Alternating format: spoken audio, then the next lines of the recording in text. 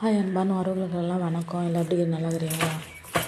என்னத்தான் நம்ம கஷ்டத்துக்காக நம்ம வெளியூருக்கு போய் வேலை செஞ்சு குடும்பத்தை ஓட்டிக்கின்னு அங்கே வாடகை வீட்டில் இருந்தாலும் ஒரு நல்லது கெட்டதுன்னா நம்ம ஊருக்கு வந்து தான் ஆகணும். வரும்போது நம்ம பஸ்ஸில் அவ்வளோ கஷ்டப்பட்டு வருவோம். வர வழியில் சில பேர் நல்லாக்கிறியா, ஊரில் வந்தோடனே சில பேர் நல்லாக்கிறியா, எப்படி மாக்கிற அப்படின்னு கேட்பாங்க. சில பேர் என்ன சொல்லுவாங்க, ஜாலியாக வர ஜாலியாக போகிற, அந்த மாதிரி ஜாலியாக யாரும் இல்லை அப்படின்னு நினைப்பாங்க.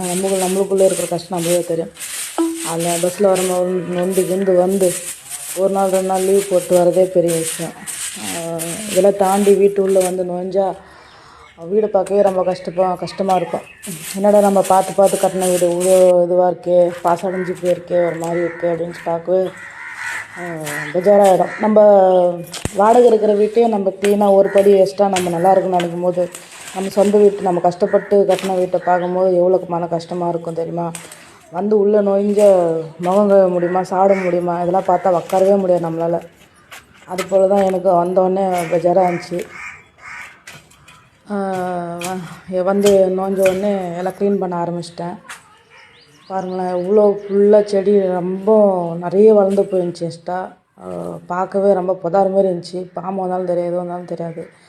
அதனால் எல்லாத்தையும் கொடு எடுத்து எல்லாத்தையும் நறுக்கி தேவையில்லாதெல்லாம் க்ளீன் பண்ணிட்டு இருந்தேன். அப்புறம் நம்ம எதுக்காக வந்தோமோ அந்த ஃபங்க்ஷனுக்கோ சரி எதுக்கோ போய் வந்துட்டு இந்த வீட்டில் இருக்கிற க்ளீன் பண்ணுற வேலையே நம்மளுக்கு சரியாக இருக்கும். அதில் எங்கே ரெஸ்ட் எடுக்க தோணும்? வீட்டுக்கு வந்து ஒரு நாள் ரெஸ்ட் எடுக்கலாம், நல்லா இருந்துட்டு போகலான்னு நினைப்போம். அப்புறம் வாழ்க்கையில் மனுஷனுங்க தான் ஏமாற்றுவாங்கன்னு கேள்விப்பட்டுக்கிறேன். ஆனால் எனக்கு இந்த மரம்லாம் ஏமாற்றுதுங்க. முருங்கை மரம் நான் இருக்கும்போது ஒரு காய் கூட வைக்கல. ஆனால் நாங்கள் ஆள் இல்லை. அப்போ பாருங்கள் எவ்வளோ கொத்த காய்ங்க நிறைய வைக்குது, பூ வைக்குது, எல்லாமே வைக்குது. எலுமிச்சை மரம் காய் வைக்காதா அப்படின்னு நினச்சேன். ஆனால் நான் ஆள் இல்லாதப்போ எவ்வளோ காய் வைக்குது, எல்லாம் பண்ணுது.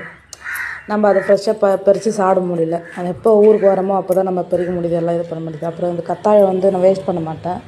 வந்துடுச்சுன்னா அப்புறம் வீட்டு வாசலில் கட்டி வச்சுருவேன். ரொம்ப நல்லது. தோரணம் மாதிரி கட்டி விட்ருவேன். வீட்டுக்கு ரொம்ப திருஷ்டியும் போக்கும், எல்லாம் போக்கும். அப்புறம் ஒட்டுறனை எல்லாமே எடுத்தேன். மேலே ரொம்ப ஒட்டுறனை நிறைய இருந்துச்சு, அதையும் க்ளீன் பண்ணேன்.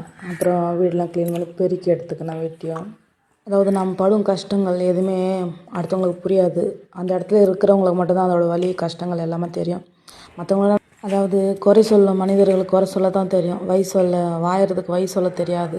அப்படி இதெல்லாம் செஞ்சு முடிக்க போயிடும். அப்புறம் இங்கேருந்து கிளம்பி ஓடி பஸ் ஏறி அங்கே போயிட்டு அப்புறம் மறுபடியும் ஸ்டார்ட் ஆகிடும் நம்மளோட வேலை. வாட்சிங்.